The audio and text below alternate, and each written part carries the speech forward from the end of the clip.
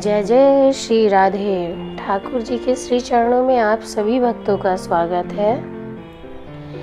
दोस्तों, हम सबके मन में एक बहुत ही गहरा प्रश्न होता है जिसका जवाब हम सबको नहीं मिल पाता है कि एक ही वक्त में बहुत सारे लोगों का जन्म होता है, फिर सबका भाग्य अलग अलग क्यों होता है।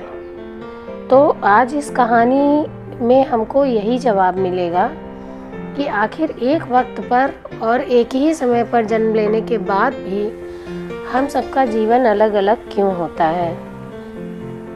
तो चलिए आज की कहानी शुरू करते हैं। एक बार एक राजा ने विद्वान ज्योतिषियों की सभा बुलाकर प्रश्न किया कि मेरी जन्म पत्रिका के अनुसार मेरा राजा बनने का योग था और मैं राजा बना, किंतु उसी घड़ी मुहूर्त में अनेकों जातकों ने जन्म लिया होगा तो राजा नहीं बन सके, क्यों? इसका क्या कारण है? राजा के इस प्रश्न से सारे ज्योतिष निरुत्तर हो गए और कोई भी उनका जवाब नहीं दे पाया। अचानक एक वृद्ध वहां खड़े हुए और बोले, महाराज, आपको यहाँ से कुछ दूर घने जंगलों में एक महात्मा मिलेंगे, उनसे आपको उत्तर मिल सकता है। तो फिर राजा ने जंगल में जाने का निर्णय लिया। राजा ने घोर जंगल में जाकर देखा कि एक महात्मा आग के ढेर के पास बैठकर अंगारे खा रहे हैं और बहुत ही व्यस्त हैं। राजा ने महात्मा से जैसे ही प्रश्न पूछा, महात्मा ने क्रोधित होकर कहा, तेरे प्रश्न का उत्तर आगे पहाड़ियों के बीच में एक महात्मा है, वो दे सकते हैं। राजा की जिज्ञासा और बढ़ गई। पहाड़ी मार्ग पार कर वो बड़ी कठिनाइयों से राजा दूसरे महात्मा के पास पहुँचे। राजा हक्का बक्का रह गया। दृश्य ही कुछ ऐसा था। वह महात्मा अपना ही मांस चिमटे से नोच नोच कर खा रहे थे। राजा को महात्मा ने भी डांटते हुए कहा, मैं भूख से बेचैन हूँ, मेरे पास समय नहीं है। आगे आदिवासी गांव में एक बालक जन्म लेने वाला है जो कुछ ही देर तक जिंदा रहेगा। वह बालक तेरे प्रश्न का उत्तर दे सकता है।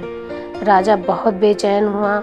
मेरा प्रश्न तो बहुत ही अजब सी पहेली बन गया है। उत्सुकता बहुत प्रबल थी। राजा पुनः कठिन मार्ग पार कर उस गांव में पहुंचा। गांव में उस दंपत्ति के घर पहुंचकर उसने सारी बात कही। जैसे ही बच्चा पैदा हुआ, दंपत्ति ने नाल सहित बालक राजा के सम्मुख उपस्थित किया। राजा को देखते ही बालक हंसते हुए बोलने लगा, राजन, मेरे पास भी समय नहीं है, किंतु अपना उत्तर सुन लो। तुम, मैं और दोनों महात्मा 7 जन्म पहले चारों भाई राजकुमार थे। एक बार शिकार खेलते खेलते हम जंगल में 3 दिन तक भूखे और प्यासे भटकते रहे। अचानक हम चारों भाइयों को आटे की एक पोटली मिली। हमने उसकी 4 रोटी सेकी। अपनी अपनी रोटी लेकर खाने बैठे ही थे कि भूख प्यास से तड़पते हुए एक महात्मा वहां आ गए। अंगार खाने वाले भैया से उन्होंने कहा, बेटा, मैं 10 दिन से भूखा हूँ, अपनी रोटी में से मुझे कुछ दे दो, मुझ पर दया करो, जिससे मेरा भी जीवन बच जाए। इतना सुनते ही भैया गुस्से से भड़क उठे और बोले, तुम्हें दे दूंगा तो मैं क्या खाऊंगा, आग, चलो भागो यहाँ से। वे महात्मा फिर मांस खाने वाले भैया के निकट आए।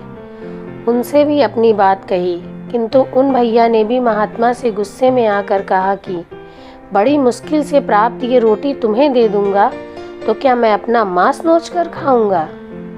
भूख से लाचार वे महात्मा मेरे पास भी आए, मुझसे भी रोटी मांगी, किंतु मैंने भी भूख धैर्य खोकर कह दिया कि चलो आगे बढ़ो, क्या मैं भूखा मरूं। अंतिम आशा लिए वो महात्मा, हे राजन, आपके पास भी आए, दया की याचना की। दया करते हुए खुशी से आपने अपनी रोटी में से आधी रोटी आदर सहित उन महात्मा को दे दी। रोटी पाकर महात्मा बड़े खुश हुए और बोले, तुम्हारा भविष्य तुम्हारे कर्म और व्यवहार से फलेगा। बालक ने कहा, इस प्रकार उस घटना के आधार पर हम अपना अपना भोग भोग रहे हैं और वो बालक मर गया। धरती पर एक ही समय पर अनेकों फूल खिलते हैं, किंतु सबके रूप, गुण, आकार, स्वाद भिन्न भिन्न होते हैं। राजा ने माना कि शास्त्र भी 3 प्रकार के होते हैं: ज्योतिष शास्त्र, कर्म शास्त्र और व्यवहार शास्त्र। सभी लोग इस धरती पर अपना किया लिया दिया ही पाने आते हैं। यही जीवन है। जय जय श्री राधे।